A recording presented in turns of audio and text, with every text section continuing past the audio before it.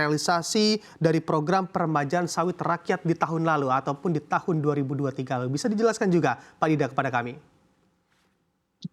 Ya, ya alhamdulillah tahun 2023 meningkat ya, walaupun masih di bawah target kita. Angkanya itu sekitar 53.000 hektar yang berhasil kita penuhi. Nah, ini meningkat dibandingkan tahun sebelumnya yang sekitar 30% ya, yang sekitar 30 ribuan. Jadi meningkat sekitar 70%. Nah, ini masih kita anggap masih relatif kecil, oleh karenanya kita sedang melakukan beberapa terobosan untuk melakukan percepatan peremajaan sawit rakyat ini. Baik, angkanya atau hasilnya tidak sesuai target. Sebetulnya ada kendala apa di dalam realisasi program sawit rakyat 2023 kemarin, Pak Dida? Ya, ada beberapa hal. Yang pertama terkait masalah status lahan ya. Di dalam lahan yang dikelola oleh masyarakat tersebut, ada yang masih tumpang tindih dengan kawasan hutan, ada juga yang masih tumpang tindih dengan hak guna usaha dari perusahaan lain gitu ya. Nah, ini yang coba kita clearance gitu.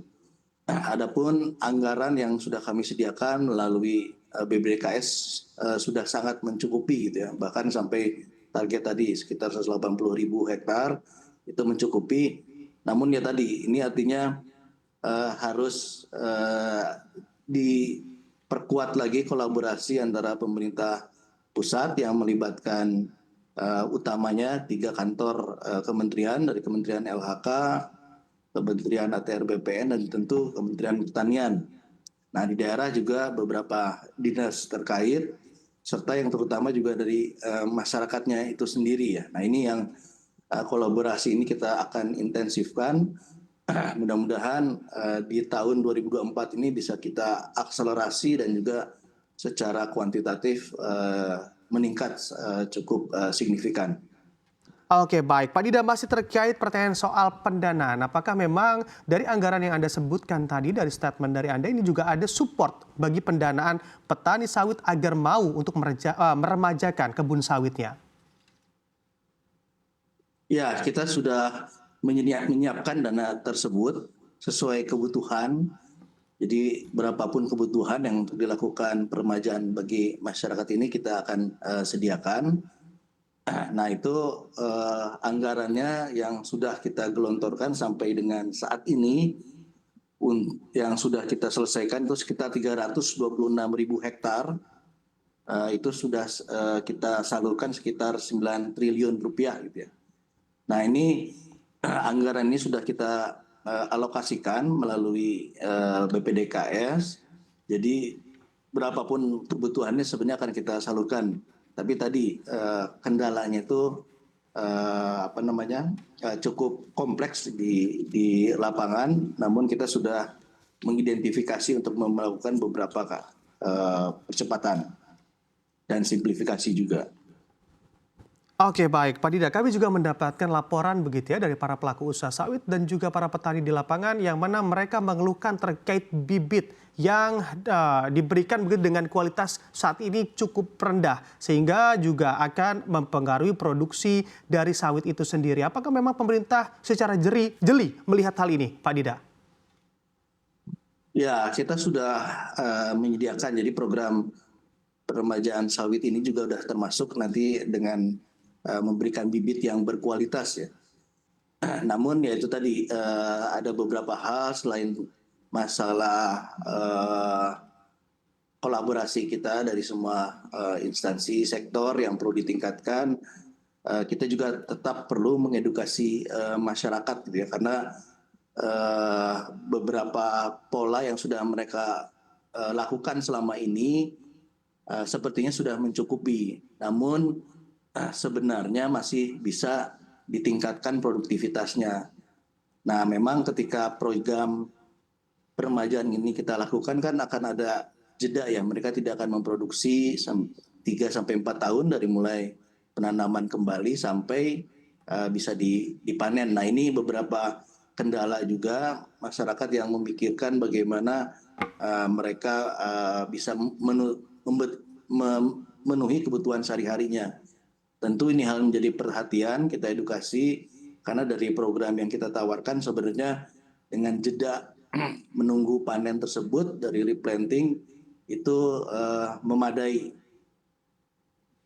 Oke, baik. Sebetulnya selain PSR atau program sawit rakyat, adakah program lain yang tentunya juga disiapkan oleh pemerintah dalam upaya menggenjot produktivitas sawit di dalam negeri, Pak Dida?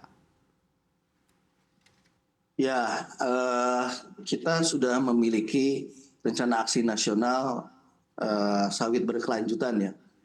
Nah, ini kita buat rencana yang detail baik secara nasional dan juga kita harapkan juga di masing-masing daerah. Nah, jadi bagaimana komoditi unggulan kita ini bisa terus meningkat dan berkelanjutan, terutamanya tetap memenuhi kaedah-kaedah prinsip lingkungan. Nah, kita dorong di daerah juga memiliki rencana yang detail melalui rencana aksi daerah kelapa sawit berkelanjutan ini, sehingga tadi intensifikasi produktivitas bisa ditingkatkan. Itu tentu tidak bisa satu one fit for all gitu ya. Nah, ini tentu ada kespesifikan di masing-masing daerah. Nah, ini kita dorong. Nah, salah satunya yang menjadi stimulus adalah mulai tahun kemarin ini apabila masyarakat mempunyai rencana aksi daerah sawit berkelanjutan ini, itu akan diberikan insentif dana bagi hasil tambahan gitu ya, bukan tambahan. Artinya kalau tidak memiliki RAT, dia ada faktor yang mengurangi. Nah, ini mudah-mudahan dengan begitu kespesifikan masing-masing lokasi ini bisa kita tingkatkan gitu ya. Kita bisa selesaikan permasalahan di masing-masing lokasi melalui rencana aksi daerah, dan tentunya tetap berkolaborasi dengan kami yang di pusat.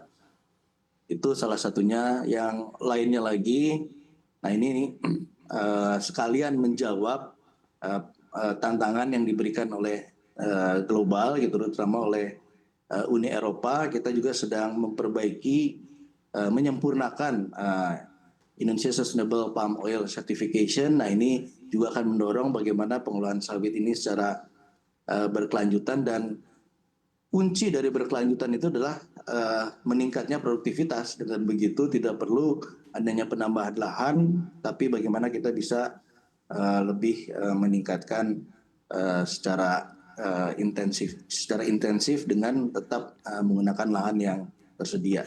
Kurang lebih seperti itu.